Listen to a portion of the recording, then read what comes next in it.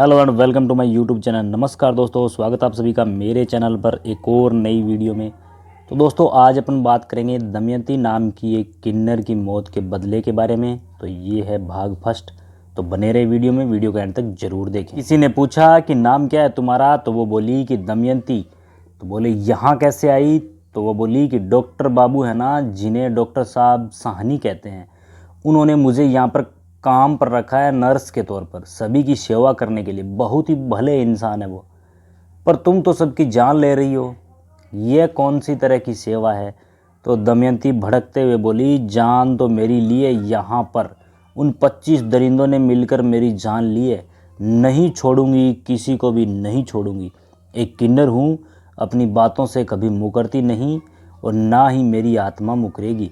उन 25 लोगों से जब तक मैं अपनी मौत का बदला नहीं ले लेती, छोड़ूंगी नहीं, किसी को भी नहीं छोड़ूंगी। और अगर तुम आए ना मेरे रास्ते में, तो पहले तुम्हें बता ही देती हूँ। दमयंती तालियां बजाते हुए कहती है, तुझे भी नहीं छोड़ूंगी। हा हा हा हा हा। इतना कहते ही बेड नंबर 36 का पेशेंट बेहोश हो जाता है। मिस्टर अय्यर, जो कि एक ब्राह्मण समाज से हैं, परंतु उन्होंने अपनी पढ़ाई पैरानॉर्मल एक्टिविटीज़ के समझने के लिए प्राप्त किया हुआ प्रशिक्षण इंग्लैंड में लिया है। यही वजह है कि फ़िलहाल यहाँ पर एक पैरानॉर्मल एक्टिविटीज़ का रिकॉर्ड कर रहे हैं। पैरानॉर्मल एक्टिविटीज़ के रिसर्चों में जाने माने रिसर्च हैं, जिन्होंने आज तक 12 केसेस सॉल्व किए हैं। कुछ पता चला मिस्टर अय्यर, डॉक्टर साहनी ने पूछा।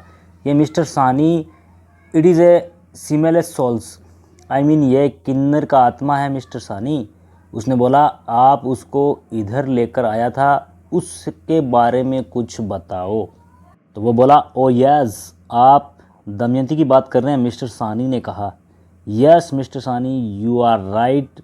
उसने अपना नाम दमयंती ही बताया था। आप क्या जानते हैं उसके बारे में? मुझे सब जानना है, तभी इस केस में हेल्प हो सकती है, मिस्टर अय्यर ने कहा। ज़्यादा तो कुछ नहीं जानता, जो जानता हूँ वही बताता हूँ। ये कोई 4 साल पहले की घटना है। मेरे भाई के बेटे का बर्थडे था।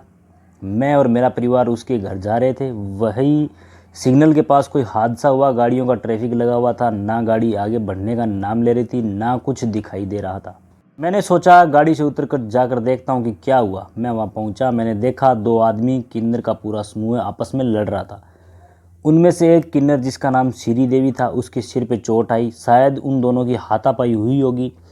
क्यों हुई वो तो मैं नहीं जानता, पर हाँ, दोनों आदमी यही कह रहे थे, अच्छे खासे हाथ पांव दिए हैं भगवान ने, मुस्टंडे हो तुम लोग, फिर तालियां ठोक ठोक कर भिखारियों की तरह मांगने चले आते हो।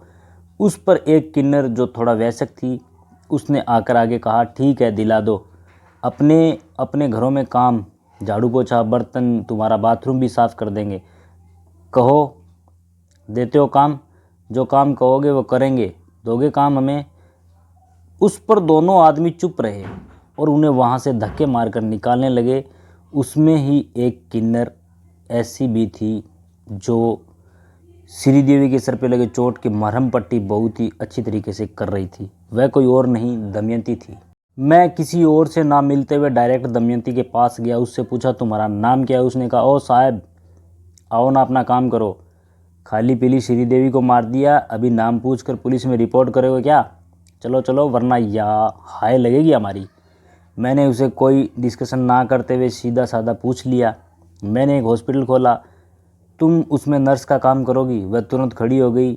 उसने कहा, आप काम देंगे? मैंने कहा, हाँ, मेरे यहाँ नर्स की पोस्टिंग के लिए खाली जगह है। अगर तुम काम करोगी तो तुम्हें सैलरी भी मिलेगी और रहने के लिए जगह भी मिलेगी। बोलो करोगी?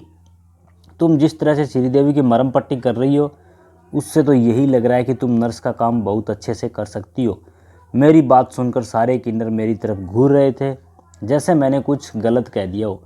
मैंने उनसे हाथ जोड़कर माफ़ी मांगते हुए कहा, नहीं नहीं, नहीं आना चाहती हो तो कोई ज़बरदस्ती नहीं है, मैं तो बस ऐसे ही आप लोगों की बातें सुनने के बाद बोल रहा हूँ। उसमें से एक किन्नर सामने आया, जो शायद सारे समूह को संभाल रखी थी। उसने कहा, अगर हर इंसान आप जैसा सोचने लगे तो समाज में बराबर का दर्जा देगी। समाज दर्जे की बात को छोड़ो, हमसे तो कोई ठीक ढंग से बात भी नहीं करना चाहता। दमयंती ज़रूर आपके यहाँ नर्स का काम करेगी, ये तो हमारे लिए बहुत सौभाग्य की बात होगी। आपका बहुत बहुत धन्यवाद साहब। मेरा नाम कमला है और ये सब मुझे अपनी अम्मा बुलाती है। मुझे सब कमला अम्मा के नाम से जानते हैं, यहीं बगल की बस्ती में रहते हैं हम लोग। और फिर मैंने कमला अम्मा को विजिटिंग कार्ड दे दिया और कहा दमयंती को भेज दीजिएगा, अगर उसे उसका काम पसंद आया तो परमानेंट जॉब भी मिल सकती है। सारे किन्नरों ने हाथ जोड़कर खुश होकर मेरा धन्यवाद करना चाहा।